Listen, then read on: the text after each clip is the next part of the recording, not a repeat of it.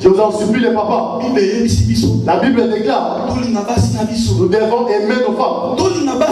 Aimons nos femmes. Aujourd'hui, nous voyons qu'à l'église, les gens ne viennent pas. C'est nos comportements qui font que les gens ne viennent pas. Les papas en Europe, ce sont des jeunes, mais ils sont devenus comme des papas. Il n'y a plus de tendresse avec les mamans. Si maman demande de l'argent, il est toujours en colère. Alléluia. Je connais un frère quelque part. Si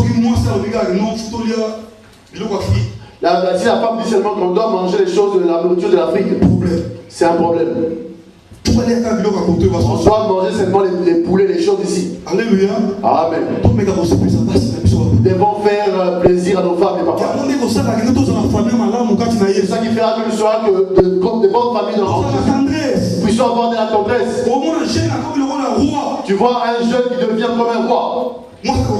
La femme ne peut même plus parler. C'est vraiment pitoyable. La Bible déclare que nous devons avoir l'amour. Si l'homme, tu ne prends pas soin d'abord de ta maison, comment est-ce que tu prendras soin de l'église? Moi, tu vois qu'aujourd'hui l'église ne tient pas. Les gens veulent bien venir à l'église. Mais c'est nous qui fermons les portes. On ferme les portes pour les gens de ne pas venir. Parce que moi, si j'aime ma femme, je vais faire tout ce que ma femme aimera bien que je puisse faire. C'est ça qui fera que ma femme puisse avoir de l'amour de Dieu. Elle va aimer Dieu et l'église de Dieu. Mais si moi je fais souffrir ma femme, et la femme aussi va fermer son cœur. Alléluia. Amen. Et c'est aussi de la même manière avec les mamans. Nous devons aussi faire du bien avec nos papas. Parce que l'église, on doit d'abord commencer à la maison. On ne doit pas venir à l'église et commencer l'église sans que nous puissions avancer à la maison. Amen. Amen. Je vous en supplie, bien aimés. Nous n'avons pas beaucoup de temps ici. Mais Dieu nous demande de l'amour. C'est la grande chose, c'est l'amour. Si nous avons l'amour, nous n'allons pas voir les choses mauvaises de l'autre personne. Nous verrons seulement des choses qui vont. Si je vois la personne avec des problèmes, je vais m'accroupir et je vais prier. Afin que Dieu puisse vraiment agir. Comme j'ai dit, Naaman était vraiment souffert. Dans le problème qu'il avait vraiment, qu'il lamentait. Et comme Dieu, c'est un Dieu. C'est le Dieu des solutions. Le même Dieu là est ici. Dans ce peu de temps, il descend. Il descend.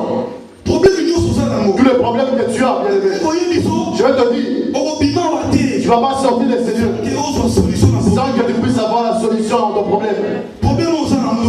Ton problème, quel que ce soit le problème, tu ne sortiras pas ici sans que tu puisses avoir la solution. Parce que lui, il est parmi nous.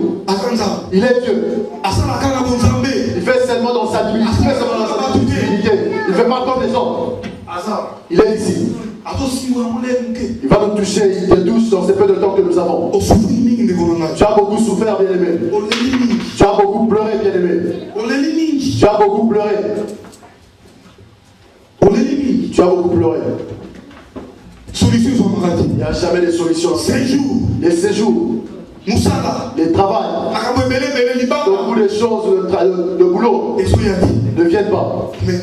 Mais Dieu, comme je vous avais dit, Dieu fait seulement dans la saison. Dieu ne brusque pas les choses. La Bible déclare que Naaman avait eu la faveur.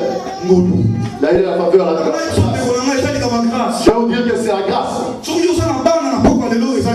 tu as des enfants ce soir, c'est la grâce de Dieu. Si tu as un bon mariage, c'est la grâce de Dieu. Si je prêche ici devant vous, c'est la grâce seulement de Dieu.